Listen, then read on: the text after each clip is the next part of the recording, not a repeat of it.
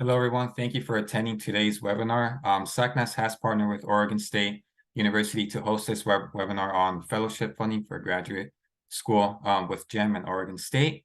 My name is Angel. I am part of the SACNAS staff. I'll be monitoring the chat for any questions or posting any updates, but we'll now pass it along to our speakers. Thank you so much for being here. Hello, everyone. Good afternoon. My name is Joanne Ransom, and I'm the programs manager here at the National GEM Consortium. It's so wonderful to talk to you all. So really quickly, what is the National GEM Consortium? We are a prestigious fellowship that has been around for the last 47 years, helping students to receive their master's and PhDs, particularly in the area of STEM, 100% for free. We are in the belief that graduate school should be free, especially when it pertains to STEM students. And how do we do that? We have a network of 138 universities, including Oregon State University, who is a huge supporter of the National GEM Consortium, as well as over 83 companies who are spread over various industries throughout STEM. So any industry in STEM that you want to work within, we have a partner company who is willing to invest in your education. They give you $20,000 towards your education, and then the GEM member institution of your choice then provides the rest of your tuition and stipend.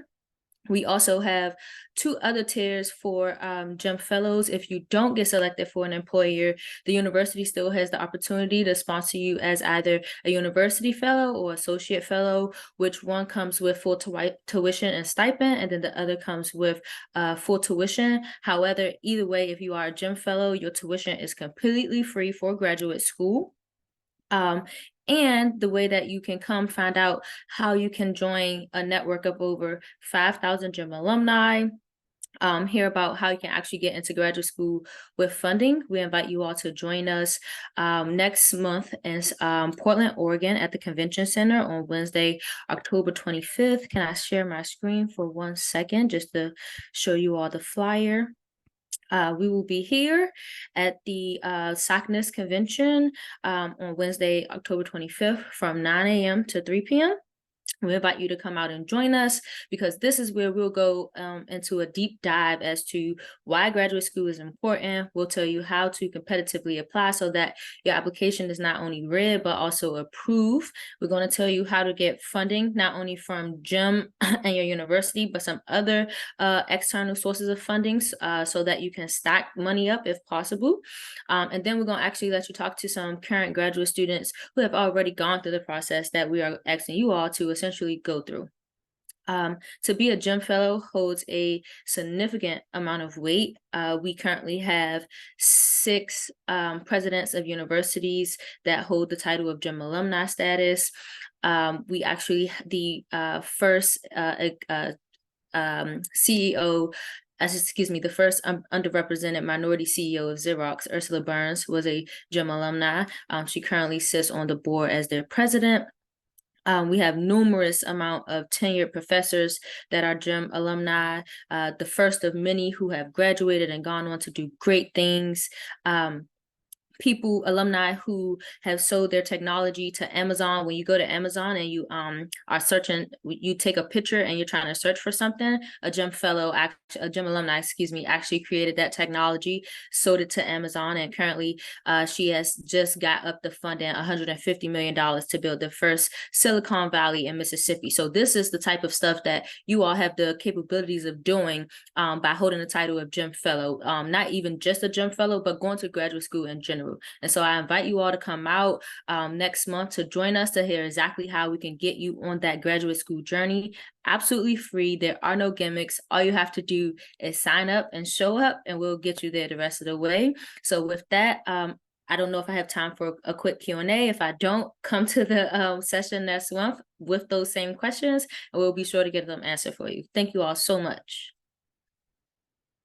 Joanne, are you able to stick around for most of the hour? Yes, I think I can. Okay, so maybe I'll do a little spiel and then we'll introduce our students and we can take questions then in case I end up answering their questions.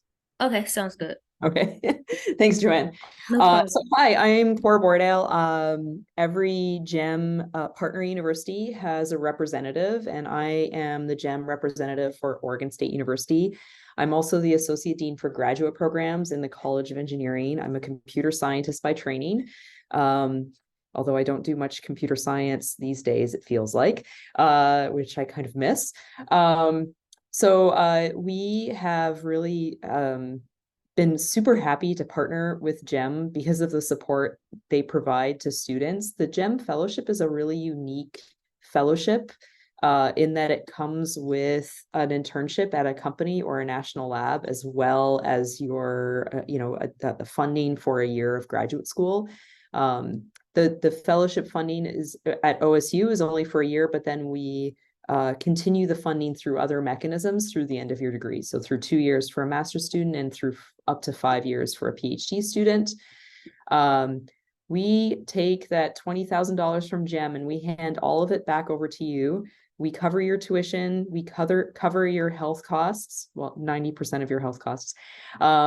And we top up that $20,000 to $27,000 for the 9-month period of an academic year if you're a PhD student, and $24,000 if you are a master's student.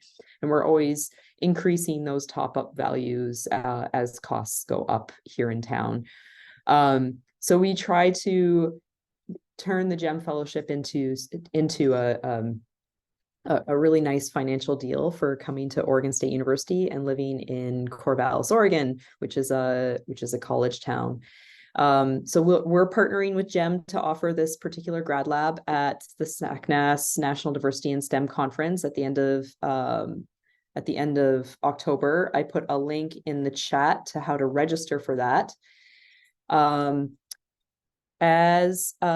Even though I'm in the College of Engineering, I am the GEM rep for the whole of Oregon State University, and GEM isn't just for engineering students, it's for any STEM major can apply. I'll put in a link for applying to get a GEM fellowship at Oregon State University, you also need to be a grad student at Oregon State University, which means you need to apply to OSU. So there's the link for general grad admissions at Oregon State University. And I'll put an extra plug in for engineering. Here's the link for future graduate students in the College of Engineering. Even if you're a science or math undergraduate major, did you know you can switch into engineering as a graduate student?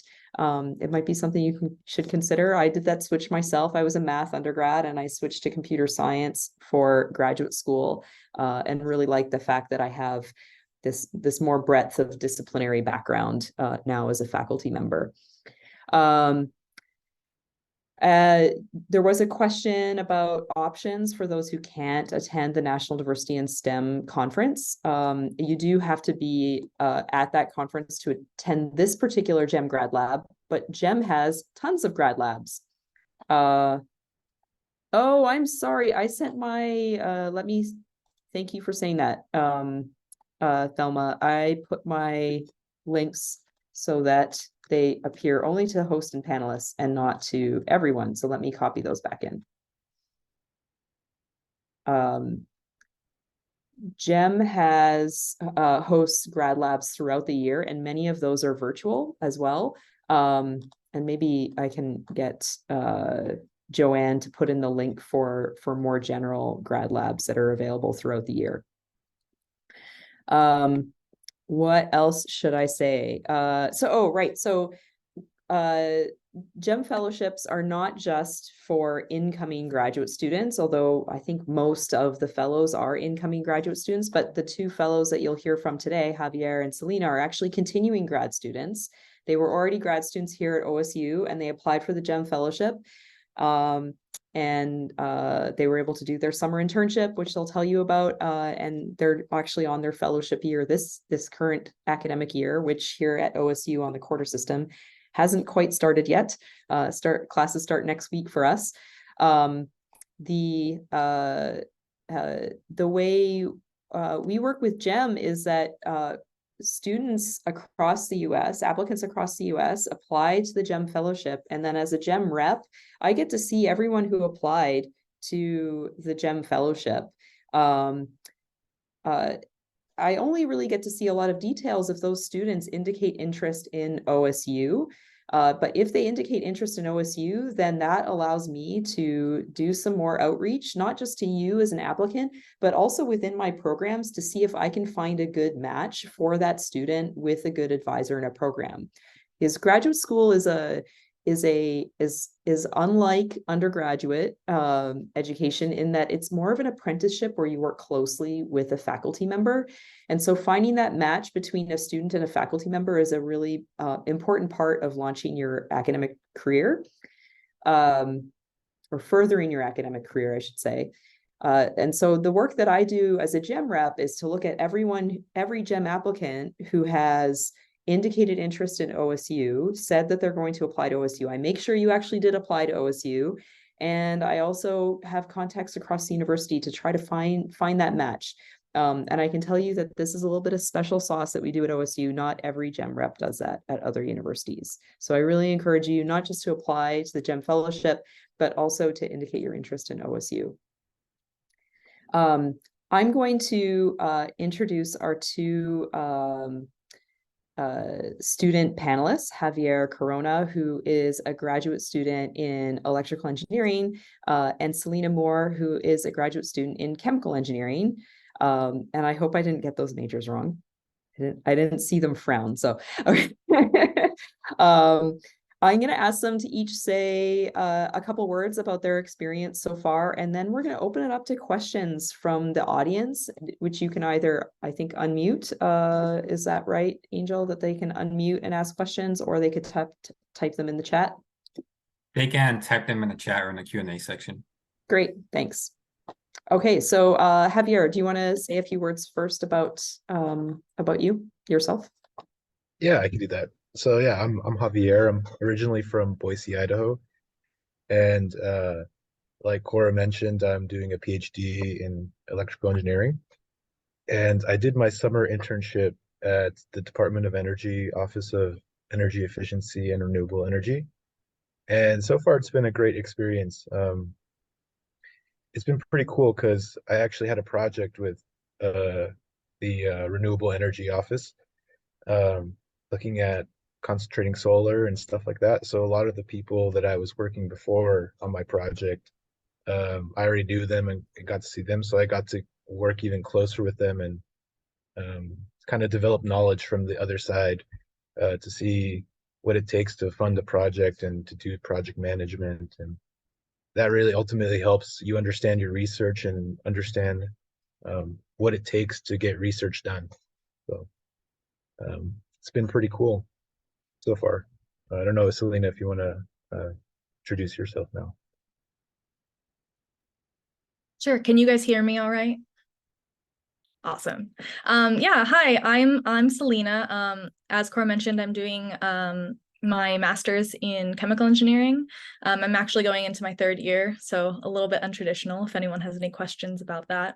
I've really enjoyed the GEM fellowship so far. I didn't actually know that much about fellowships before I applied to it, but Cora has been really helpful in giving a lot of information, and OSU in general is very supportive for it, which has been just really great. I did my internship this summer with Owens Corning in Ohio, which was very interesting, going from West Coast to the Midwest. But everyone there was really nice. And the internship experience itself was exactly what I wanted. I wanted kind of a taste of what industry looks like and how that applies to someone that doesn't really know what people with my degree do.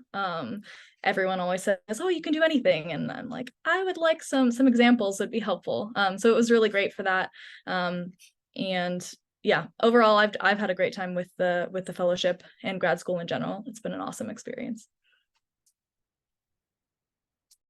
Thanks, Selena. And yeah, just that extra plug, a fellowship is kind of the full ride of grad school, right? There's no strings attached, and that you don't have to have assignments to help in a classroom as a teaching assistant. You have the flexibility to work on whatever research you want. Research assistant positions are great too, but they're usually tied to specific grants and specific topics of research. And the uniqueness of the GEM Fellowship is that internship that goes along with it. I also dropped a link to a talk that Javier gave on his research. I'm hoping that embarrasses him a little bit. It's a really good talk though. And by some of our other graduate students that happened at something called the Graduate Showcase every year here at OSU. We are ready for your questions for either myself, Joanne, or our students, and please don't be shy.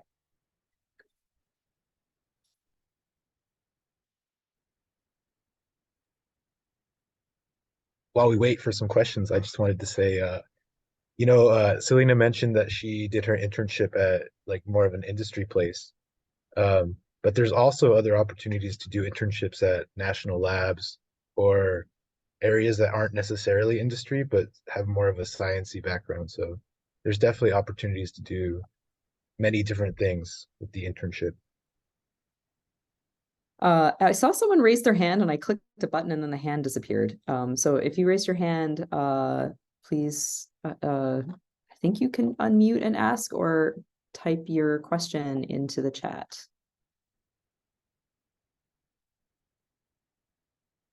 Or maybe Angel can help navigate that. Yeah, I'm trying to see who raised their hand as well. We could allow them to talk. Oh, I see Brandon. Hello, I don't know if anyone can hear me. Can you all hear me? Oh, okay, perfect.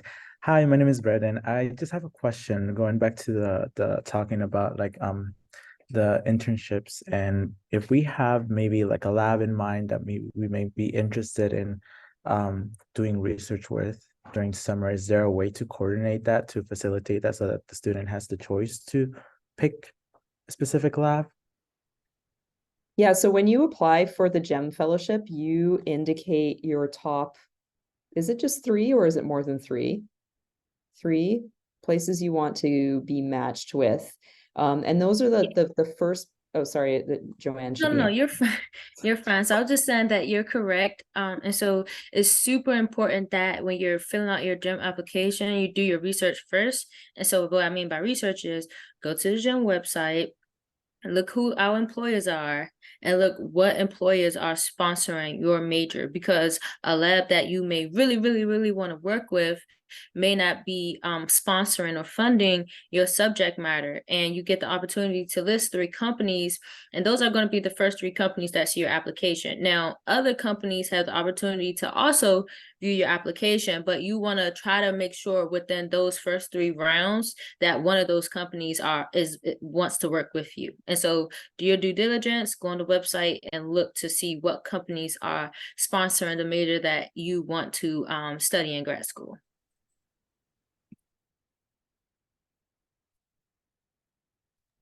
Okay, perfect. Thank you so much. And I might just add that, you know, if you're a continuing student, you would want to connect with your GEM fellow at your university who might also be able to help navigate the match with a company. If you're applying to a new grad school, say you're applying to OSU for graduate school, you could get in touch with me. And I don't have a relationship with every GEM rep at every company, but there are a few that I do and know that we've had success, like quite a lot of success in matching, or that have had our past students. And so they know how great our students are.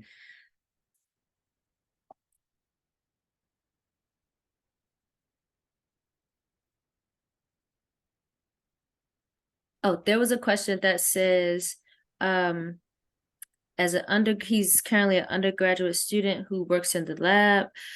Would they still be able to continue working in that lab? Absolutely. If that lab lets core know, hey, we will continue to fund Jesus as a graduate student or a PhD student, that's actually going to be probably your fastest way to become a GEM fellow, when the institution already knows who you are and you say that, hey, I'm already here, I want to continue here. Like, those are the people that get named GEM fellows very quickly.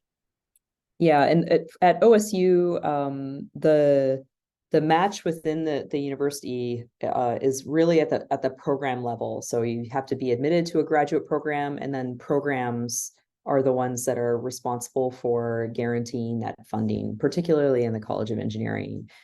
So if that lab that you're working at as an undergraduate student, if the PI wants to advise you as a grad student, that's a great foot in the door to grad school.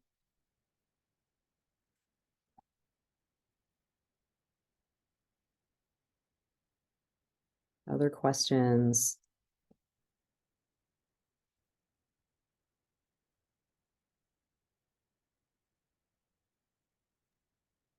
We see that we have another question in the Q&A section. I was wondering if you could see that. Oh yeah, thank you. I'm a Right. CS major and I am planning on going into industry after I graduate. Would the process of applying for GEM be similar for someone who took about 2 or 3 years in industry be to that of undergraduate seniors? Yes. Yeah, you know, it's often you're can be viewed as more competitive if you have some industry experience before you come to grad school, both for your application to grad school and presumably your application to GEM, because employers love when people already have work experience. So yeah, it would look the same. You just have to keep an eye on deadlines. It can be harder to keep an eye on deadlines when you're already in industry. Also, I want to express though, I do not recommend that you go to industry first, because when you graduate and you go directly into industry, real world hits you, right? So now you have real world bills. You signed up, you get maybe rent or mortgage, you get a car.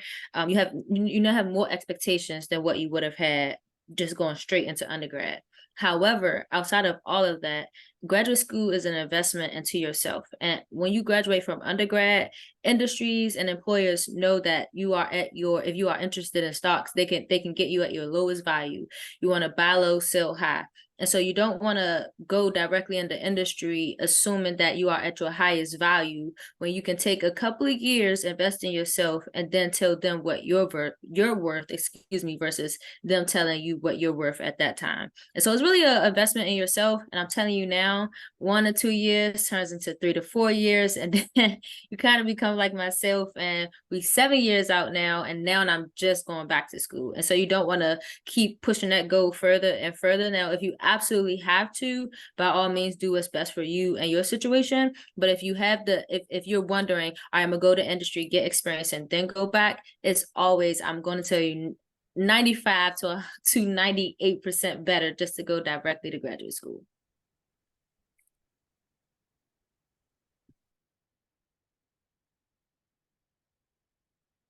And I will say that, again, pointing to the uniqueness of the GEM fellowship with that partnership with an internship at a company or a national lab.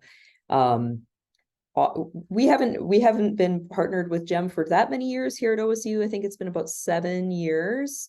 And you know, our numbers of GEM fellows have increased over that time, but we do have a few GEM fellows who are now alumni. They've graduated from graduate school.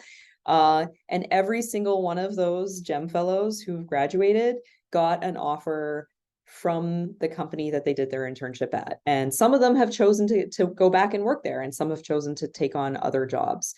So it's been a really nice thing for companies for recruitment, but also for students to have this higher likelihood of a match after they graduate.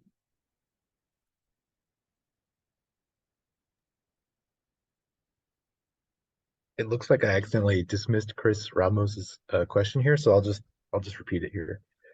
So he says, would you suggest taking the GRE to increase the strength of our fellowship applications, or would having a little over a year of undergraduate research be acceptable to have a strong application? So I think I'm not sure the GRE is required for the I was going to say application, that. but I think it depends on what program you want to go to. So I think Oregon State does require the GRE, and I think most programs require GRE. We don't require it. We don't require we don't. Okay. And so, I was going to say, most programs are pivoting away from the GRE because the GRE doesn't necessarily determine your ability to study in graduate school. And so a lot of graduate schools are moving away from that. what is really mattering at this point for your application, the whole application matters, so take everything serious, but the heavy hitters are really your recommendations, because students do not understand how strong your recommendation letter, just assume that is your yes or no in the graduate school. If you have very, very strong recommendations from your faculty members, it is a highly likely chance you are going to get accepted into that graduate school. Most times your recommendation letter will actually get you funding. Sometimes, like recommendation letters hold a lot of weight, as well as your personal statements or a statement of purpose, because with those statements of purpose, you are letting this graduate school know you are serious, you committed to actually getting your degree, and you want this school to train you to do so. When you let them know that and what you intend to do with your education upon graduation, that holds us a lot of weight. Like, now, when there are instances where you need to go into industry, from my experience, it's been because of a personal situation. So, something at home, you need to cover, financial wise, or there's an immediate need for that person to go to work. If you are going to work for experience, I'd rather you take the courses over the summer, like engineering courses or math courses or whatever science courses, so that you're ready for graduate school, versus thinking you need to go into industry to get that type of experience. Now, if it's for personal means and you cannot go directly into graduate school, by all means, but there are certain courses, if you're like switching majors, for instance, or you want to completely switch degree subject matters, there may be some prerequisites or courses that you may have to take, and that's a much easier route than going into industry and then having to switch back to a graduate student. Yeah, just on the original question of GREs, as Joanne said, most places are going away from GREs. It's mostly not required at our OSU programs. There are some exceptions, but I think all of the exceptions are around international students. I would say that it can be used to strengthen your application, but probably isn't worth the effort, except in limited cases. And so a case I could imagine is, suppose your GPA wasn't very good in your first 2 years of university when you took all the fundamental math classes, but went up, and it could be for lots of reasons, for life reasons, for I figured out university reasons by the time I got into my third year. Taking the GRE could offset those, maybe poor scores that you got in your first 2 years of, fundamental calculus type classes. But I would say it's pretty limited. Of course, some other universities are still requiring the GRE, so you should look at universities. There's a question in here: would already having a potential advisor help at all in the application process? For example, if the professor is open to taking you into their lab but does not have enough funding. I'm not sure about which application process you are asking about. If you're asking about application to the GEM fellowship or application to grad school, having funding secured will help you get into grad school. Absolutely. The confirmations of who are eligible for GEM fellowships happen sort of at the same time that most schools are making decisions about grad applicants. So the timing can be a little bit challenging, but your best bet is to be in communication with a staff person at the university who's related to the program that you're in. So faculty can become very overwhelmed with lots of communication and don't necessarily have the time or know what they should be looking for, but every graduate program will have a staff person listed as a contact, and that would be the best bet for communicating, saying, I'm eligible for this GEM fellowship. Can we turn this into an offer of admission?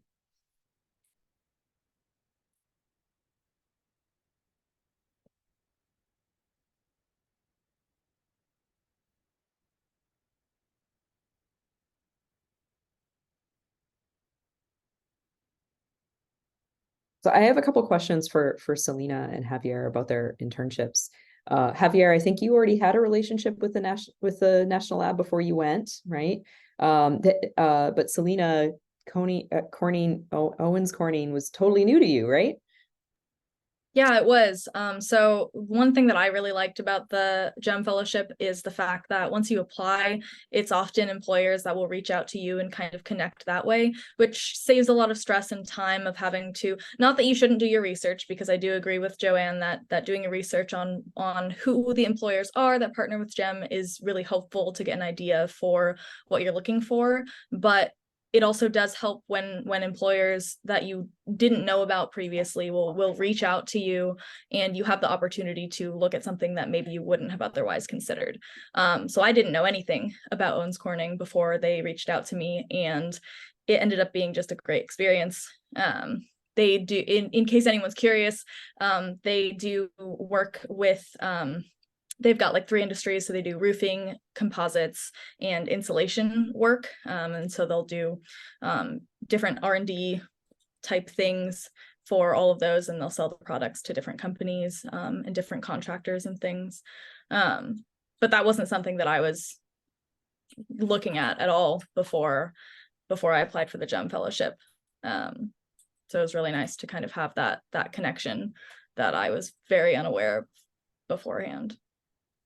Thanks. And Javier, do you think your relationship with the national lab you were at will continue? Well, it was the Department of Energy. Oh, sorry. Yeah.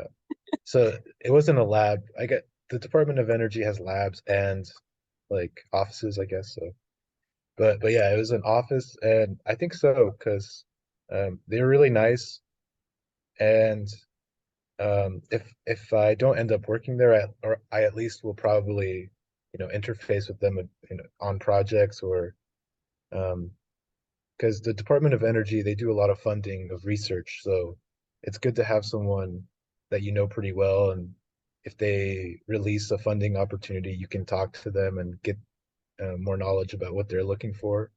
So I think eventually I'd be interested in like a faculty position. So it's nice to have that resource and have an idea of how funding works and what they look for, and how to approach research to kind of solve the issues that they have in their fields. So yeah, I think we'll continue to have a good relationship there, even if I'm not working at the Department of Energy. Thanks. And we've had several fellows at OSU who partnered, who had their internship at Idaho National Labs. I think we're at 5 now, have been at Idaho National Labs. And I know at least 2 of those students, the person they were working with closely at Idaho National Labs, I guess the lab manager or their supervisor at Idaho National Labs, is now on their graduate committee here at OSU. One of those students is continuing to work on the same research that he was working on at Idaho National Labs, and is actually physically located at Idaho National Labs as he finishes out his dissertation research. And all of that from a fellowship. Yeah, that's a good point. If you can leverage your internship to kind of work towards your dissertation, that'd be great. Because then you're just getting a 2-for-1 deal. Yeah. Because a lot of the hesitation your advisor might have for the internship is that you're kind of losing a summer of research. But if you can combine the two and still work on your dissertation, that'd be great. Mm-hmm. I will also note that my internship had nothing to do with my dissertation, but I was still able to work on it a little bit over the summer. Granted, it definitely took probably more time than it would have if I was doing the same kind of research, but it is definitely possible to still commit time to working on your dissertation while you're working on your internship. So that's not 100%, like that shouldn't be 100% a reason why you discount the opportunity to do that.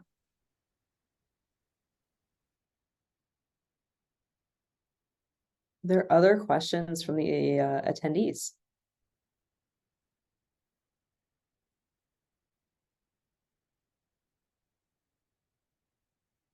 Okay. Well, my contact information, I'm just going to drop my email address in the chat here. If you have questions about GEM fellowships at Oregon State University, don't hesitate to email me.